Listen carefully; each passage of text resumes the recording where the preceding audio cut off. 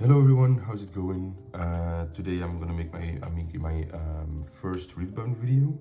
I just wanted to kind of showcase the Viktor deck that I took to 2 Nexus Nights this week and did pretty well with. On the first Nexus Night I went undefeated, it was a 3-round one. And on the second one I ended up losing to Kaisa in the finals, which I felt like was quite a winnable matchup actually. All 3 games they went 7-8 in score, so I feel like if I had done something differently I could have probably won that match as well and went undefeated on the both of them. So yeah, let's just get right into it. I'll start with my runes. So for the runes, I'm just playing a 6 mind rune and 6 order rune, just an even split. I never had any problems paying for my power costs, and I feel like 6 perfectly fine in a deck like this. Then for our main deck, obviously we are playing the Viktor as our legend, and then the yellow Viktor as our chosen champion. It's just much better than the blue Viktor, and it's pretty standard by now. Then for our 2 drops, I'm playing 3 Raven Bloom. It's just the best 2-drop there is. With a Stupefy, it can do so much. Against Kaisa, it's quite iffy, but then again, most 2-drops are pretty iffy against Kaisa. Then we are playing the triple Daring Poro. For my 2-drops, I don't like it when they have only 1 might, so that's why I went with the Daring Poro. I think it's pretty good, especially when going second. If you can make this plus a token and it has a soul to 1, it's already applying a decent amount of pressure. And then for my last 2 drops, so I'm playing 9 in total. I think seeing a 2-drop is really important.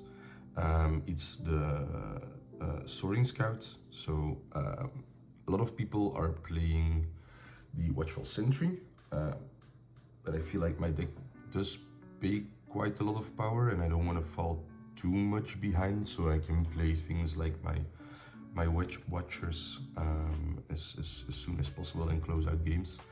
So that's why I went with this one instead, and honestly it feels a lot better too. Then for our 3 drops, this is in my opinion the most insane 3-drop there is in the game.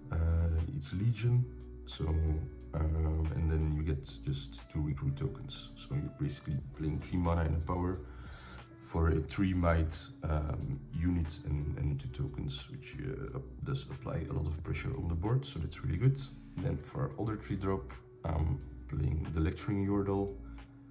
This one I just play for the card draw, and as well the tank is pretty nice in saving some of your bigger units, but the deck does have some issues with card draw, which is why I decided to include the Lecturing Yordle, and because we're not playing the Watchful. Then I'm playing 2 Sprite Mother. I think this card is really good. Applies a lot of pressure immediately. And then we play the 3 of the Cruel Patron. I don't see that many people still running these cards, but I think it's just so good. It's only 4 costs, no power cost, and you just have to sack one of your recruits, or for example a Soaring Scout is also. You can like take a battlefield, and a lot of the time with 1 recruit token it's not gonna hold anyway, so then you take out the token that was gonna die anyway and play it, and then you basically, then the cost is basically irrelevant. Then for our last monster, obviously we're playing Watcher. I chose to play 3 because I really want to see it. It's just, in my opinion, the best cards in the game right now. Then for our spells, so first I'm playing triple Stupefy. Most of the time I'm just using this to draw, but there are times when it comes up to get over. Then I'm playing triple Retreat. I think this card is really good. Helps with the Kaisa matchup. A lot of times I'm just keeping my Viktor in my base, and then at some point they're gonna have to Falling Star it, and then I just react to Falling Star with this, and they have to, if it's the only thing on board, they have to use it on one of their own units, or just on like some random, nothing too important stuff. So it's pretty good. Then for our removal, triple call the week. It's pretty good into Aurora matchups or matchups that like to hold with big units, and you just have to sack like one of your recruits, or you play it without any units on your field. You don't even have to sack anything. So that's pretty insane. Then triple Hidden Blade. I played against the matchup I played the most against, I think, was Set, and this card definitely was MVP in that matchup. Because if they have the guy that spends a buff to give himself +4 or something, he's not able to protect it anymore, and then you just go this and your chosen champions. I think the card is pretty good, and also you can just, it's so versatile, you can just sack one of your recruits. Then to Singularity, I'm not sure if I'm keeping these in the deck, honestly. Felt like a bit of overkill at times. So these are, if there are two spots that are debatable in my deck, it would be these two, but I don't know what else to really put in at the moment. And then we also have two Grand Stratagem, again just like Watcher, a way to finish games. I think with 3 Watcher and 2 Stratagem, we have a total of 5 ways to close out games, which makes it so you see them pretty consistently, and that's really important in my opinion.